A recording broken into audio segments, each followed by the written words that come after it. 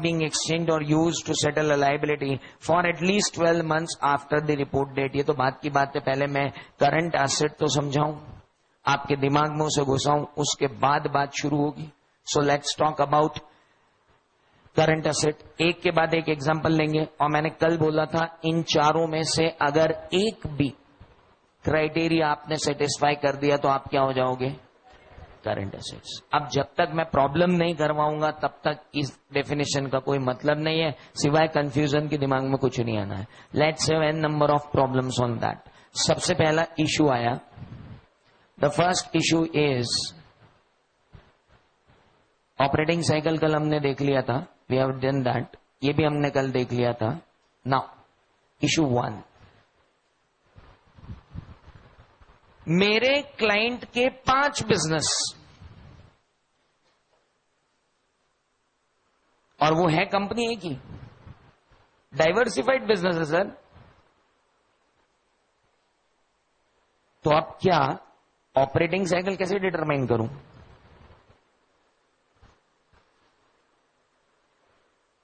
मैं raw material खरीदता हूं, उससे फिनिश गुड्स भी बनाता हूं और रॉ मटेरियल की ट्रेडिंग भी करता हूं.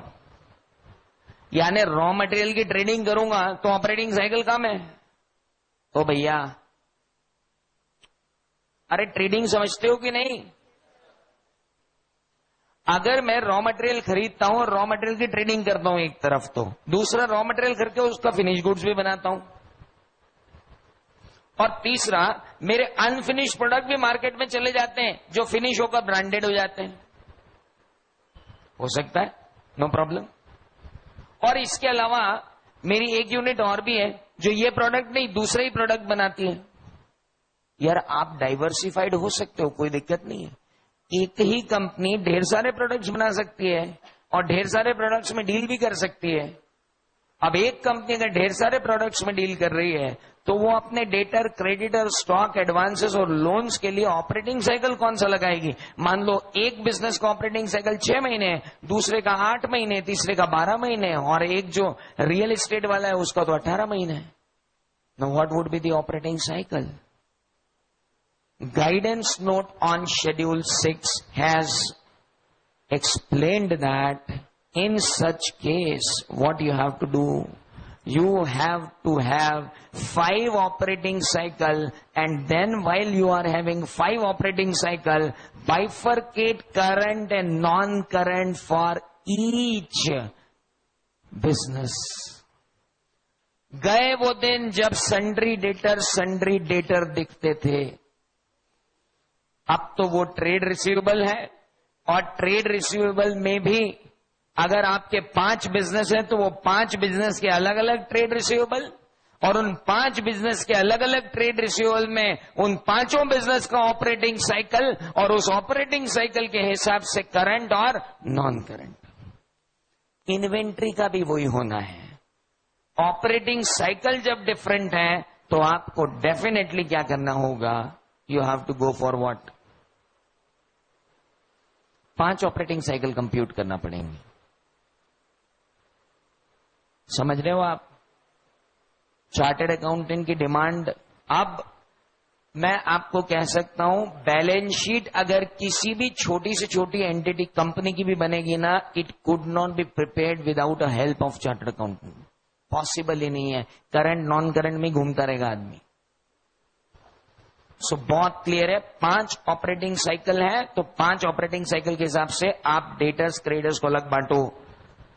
रॉ मटेरियल के डेटर्स अलग करो, फिनिश गुड्स वाले डेटर्स अलग करो, WIP वाले डेटर्स अलग करो, दूसरे बिजनेस वाले डेटर अलग करो, और इन चारों डेटर्स को इनके इंडिविजुअल ऑपरेटिंग साइकिल के हिसाब से करंट और नॉन करंट में बांटो. A company purchase raw material on 1 सितंबर 2011. आप तो सिर्फ कंसेप्ट को समझो. 1 सितंबर 2011 को कंपनी ने रॉ मटेरियल परचेज किया जो अब तक स्टॉक के रूप में पड़ा हुआ है 31/3/2012 को भी. Everyone, the operating cycle is 6 months. What would be the classification of this inventory? Only applying the criteria of operating cycle. अगर मैं खाली ऑपरेटिंग साइकिल का क्राइटेरिया अप्लाई करूं तो एक मिनट, कुछ क्रांतिकारी लोग बैठे हुए हैं। अब यहां पर वो बोल रहे हैं सर ऑपरेटिंग साइकिल का क्राइटेरिया कहां से अप्लाई करूं? बैलेंस शीट डेट से अप्लाई करूं कि जिस दिन रॉ मटेरियल खरीदा उस दिन से अप्लाई करूं?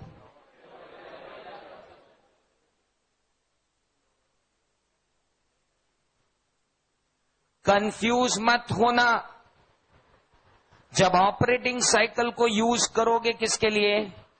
इन्वेंट्री के लिए, you have to apply that operating cycle criteria the date when you bought that raw material. आप रॉ मटेरियल कब लाए? 1 सितंबर 2011 को। वहां से उसे कंज्यूम हो जाना था कितने महीने में? 6 महीनों में। लो जी 6 महीने तो निकल गए। अगर मैं ऑपरेटिंग साइकिल क्राइटेरिया लगाता हूं तो ये क्या हो गया? Non current. ये रॉ मटेरियल है कि फिनिश गुड्स है? रॉ मटेरियल है। लेकिन आप सबको मालूम है कि हमारे पास एक क्राइटेरिया और है ना, 12 मंथ्स वाला। Let's come to that. अगला क्वेश्चन मैंने उसी पे डिजाइन किया है। A company purchased a raw material on 1 September 2011 which is still lying in stock as on 31/3/2012. The operating cycle is 6 months. What would be the classification of this inventory if it is expected to be realized within 12 months from the date of balance sheet? Yes. Now, अब हम operating cycle का criteria लगाया तो ये क्या निकला? Non current. लेकिन दूसरा क्राइटेरिया अगर इस पे लगाते कि क्या ये primarily held for the purpose of trading है, तो हम कहते हैं तो रॉ मटेरियल है, ट्रेडिंग के लिए तो है ही नहीं। एवरीवन, तो चलो और आगे चलते हैं। क्या ये बैलेंस शीट डेट से 12 महीने के अंदर अंदर रियलाइज हो जाएगा? हाँ। तो फिर ये क्या हो गया? करंट। यहां से एक कंक्लूजन नहीं निकाल ले अपन लोग कि अगर ऑपरेटिंग साइकिल 12 महीने से कम का है तो 31 मार्च के दिन अपन तो ये देख लो कि रॉ मटेरियल, कंज्यूमेबल और WIP क्या 12 महीने के अंदर अंदर रियलाइज होने वाले हैं? हाँ। तो उन्हें क्या मान लो? करंट। बात ही खत्म हो गई। फिर ऑपरेटिंग साइकिल देखने का मतलब ही नहीं। एवरीवन, चलो आगे बढ़ते हैं। तो ये क्या हो गया भैया? Current. Now there are certain debtors going to be realise in 15 months from the balance sheet date and it is company's normal credit policy. बहुत बढ़िया क्वेश्चन है। थोड़ा सा दिमाग लगाना, जरा सा। तो आई गया था करंट। क्यों है? Look look look look look look look. अगर तुम्हारी नॉर्मल क्रेडिट पॉलिसी 15 महीने की है तो ऑपरेटिंग साइकिल तो उससे भी ज्यादा होगा। तो टाइम देते हो, नॉर्मली 15 महीने का टाइम देते हो। अब जब तुम डेटर से रियलाइजेशन को नॉर्मली 15 महीने का टाइम दे रहे हो तो तुम्हारा फिनिश गुड्स बने, रॉ मटेरियल आए, वो सब तो पीछे ही रह गया ना। तो तुम्हारा ऑपरेटिंग साइकिल तो इससे भी ज्यादा है 15 महीने से। एवरीवन, तो कौन सी कंडीशन लगा के आप इसको करंट कह रहे हो सर? पहली, expected to be realised within operating cycle. तो सर फिर वो तीसरी कंडीशन का क्या होगा जिसके लिए लिखा है it is expected to be realised in 12 months? अब वो नहीं लगेगी।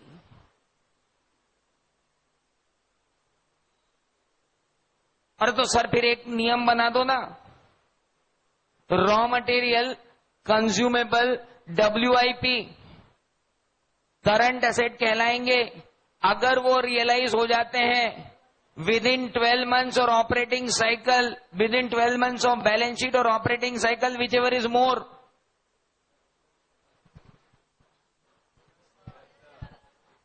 प्रोसेसिंग का टाइम दे रहा हूं आपको। में रियलाइज होंगे 15 महीने में। क्या नॉर्मली ऐसा होता है? बोले हाँ होता है। हमारी तो क्रेडिट पॉलिसी 20-25 महीने की है। अगर तुम्हारी क्रेडिट पॉलिसी 20-25 महीने की है तो तुम्हारा ऑपरेटिंग साइकिल 30-35 महीने होगा। और तुम्हारा ऑपरेटिंग साइकिल अगर 30-35 महीने है और ऑपरेटिंग साइकिल के विदिन क्या हो रहा है, वो रियलाइज हो रहा है, तो उसे मैं क्या कहूंगा? करंट। अब एक बात बहुत ध्यान से सुनना, एक रॉ मटेरियल, अब इनके अलावा मैं क्वेश्चन बता रहा हूं, एक रॉ मटेरियल हमने खरीदा 1 अप्रैल 2011 को। एवरीवन, एक रॉ मटेरियल हमने खरीदा 1 अप्रैल 2011 को। ऑपरेटिंग साइकिल है 16 महीने का। एवरीवन, ऑपरेटिंग साइकिल कितने मंथ्स का? 16 मंथ्स का। और 31 मार्च तक वो रॉ मटेरियल अभी यूज नहीं हुआ है, वो अभी भी कहां पड़ा है? इन्वेंट्री में। लेकिन हम कह रहे हैं कि वो दिसंबर 2012 तक यूज हो जाएगा। मैंने 1 अप्रैल के दिन रॉ मटेरियल को खरीदा और मेरा ऑपरेटिंग साइकिल कितने मंथ्स है? 16 मंथ्स है। 31 मार्च 2012 को वो raw material as it is पड़ा हुआ है।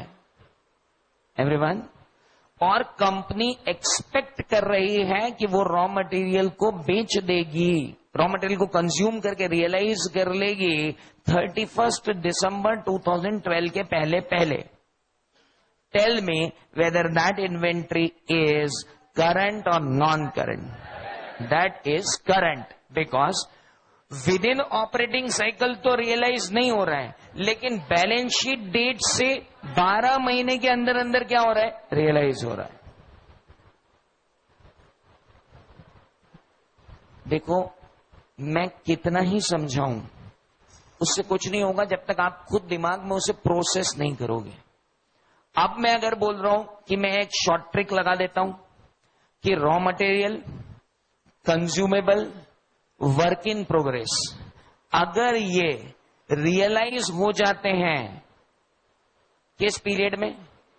या तो operating cycle from the date they came in existence और 12 months from the date of balance sheet, whichever is letter.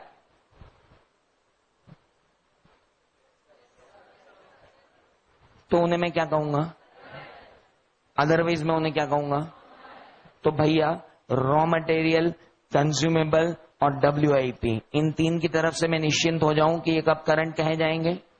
चलो, अब अपने ऑफिस में आते हैं। ये तो एकेडमिक बात हुई। अभी क्लाइंट आया, क्लाइंट से पूछा, भैया तेरी इन्वेंट्री बता। बताना शुरू की, सर बारदाने है मेरे पास। तो एक प्राइवेट लिमिटेड कंपनी है जो अनाज की ट्रेडिंग करती है, उसके पास सिर्फ क्या है? Trading goods. They have only what? Trading goods. तो बारदाने भी ट्रेडिंग में ही काम आने, और जो गुड्स हैं वो भी ट्रेड में काम आने। अब उसके पास ढेर सारी इन्वेंट्री पड़ी है। वो इन्वेंट्री जो प्राइमरीली किसके लिए रखी गई है? ट्रेडिंग पर्पस के लिए, वो तो बेसिकली क्या कहलाएगी? करंट। वो तो बेसिकली क्या कहलाएगी? करंट। उसको तो आपको ऑपरेटिंग साइकिल का क्राइटेरिया और 12 मंथ्स लगाने की जरूरत ही नहीं, because it is primarily held for trading. Everyone, तो something which is known as finished goods is held for trading, and when it is held for trading, nothing to do. India में schedule 6 पर बहुत सारी किताबें हैं, लेकिन मैं सिर्फ किसकी बात कर रहा हूं? Guidance note issued by ICAI, page number 18 पे साफ शब्दों में लिखा हुआ है कि फिनिश गुड्स जो हैं वो इन दोनों से मुक्त है ना। ऑपरेटिंग साइकिल ना 12 मंथ्स। वो किस कैटेगरी में आ गए? They are held primarily for trading. They will be always as what? Current assets. Everyone, समझ में आया? इन्वेंट्री की तरफ से निश्चित हो जाऊं। चलो, अब आते हैं किस पर? एक और करंट एसेट पर, जो नॉर्मली क्या होती है? डेटर होते हैं ना, डेटर्स। चलो, और भी बात करते हैं। ये तो हुआ एक इशू। अब एक आध बात और करते हैं करंट और नॉन करंट की। A company has 10,000 tons of steel to its, a company had sold 10,000 tons of steel to its customer. एक कंपनी ने अपने कस्टमर को 10,000 टन स्टील बेचा। The sale contract provide for normal credit period of 3 months। Sale contract में क्या लिखा था कि हमारा नॉर्मल क्रेडिट पीरियड कितना है? 3 महीने का। द कंपनीज ऑपरेटिंग, ये परेटिंग नहीं है, operating cycle is 6 months. Company का ऑपरेटिंग साइकिल कितना है? 6 मंथ्स का है।